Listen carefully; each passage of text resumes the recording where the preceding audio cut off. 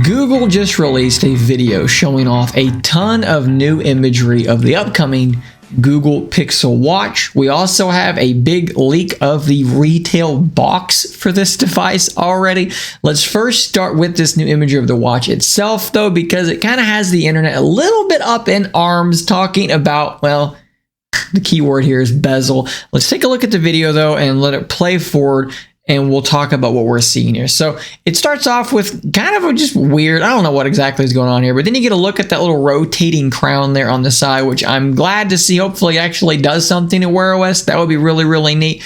Pretty standard imagery so far. We get to this point here, though, and this is kind of where the questions begin, because since we saw this thing for the first time, we wondered, where's the screen? Where does the screen end and the bezel begin? You can't really tell. Is it here? Is it further down? Where actually is this screen? And as we let it play forward, again, this is not a question that is answered, and I think they're doing this deliberately, right? This is meant to kind of confuse and disguise where that bezel actually is. But as we go further, we can see a couple of watch faces that really begin to give you pause, because they all seem to have their end right in that general vicinity. Like this one here. Man, that makes the screen look like it is absolutely diminutive, and these bezels are massive. So you can imagine exactly how the internet took that. We all got very upset and said to ourselves, my goodness, that looks terrible. Those bezels look like they're straight out of, I don't even know when, because the Moto 360 had bezels smaller than that, and that felt like that was 25 years ago. And as we move through the video, they continue to show watch faces that make these bezels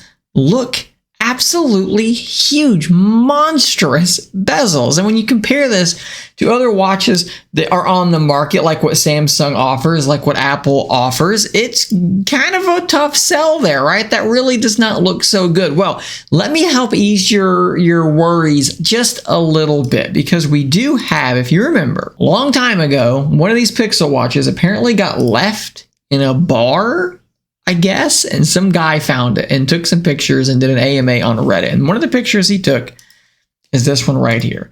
And if you compare this, we'll look at where that bezel is there, look at the screen there, and then we go back to this one.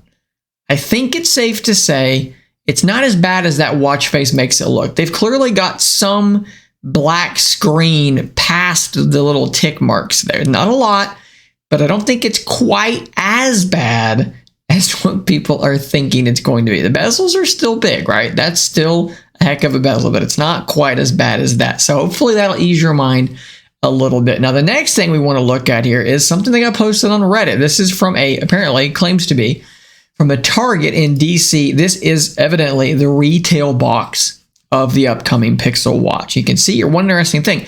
It has Fitbit branding already on it. Of course, Google does own Fitbit, so that does make some sense. And it also might help us make some sense of the pricing that we've heard rumored for the Pixel Watch. If Google is effectively considering the Pixel Watch to be their ultra premium Fitbit in a sense, it's going to carry all those Fitbit features with the added Wear OS features. And then you have like the Versa coming in at like $230, the Sense coming in at like $300, then the Pixel Watch at $350, and the one with LTE at $400. Now you have a tier, a pricing structure that might make a little bit more sense. I still find it a bit hard to believe, though, that Pixel Watch at $350 is going to be worth $50 more than the Sense 2, when it's almost certain that the Sense is going to have considerably better battery life. But that's the trade-off you're going to have to make, right? Is that Pixel Watch only lasting maybe a day and a half, 2 days at the most going to be something you're going to be okay with when you compare it to something like one of the actual true Fitbits that lasts, 4 or 5 days at a time? I wore a Versa for a long time.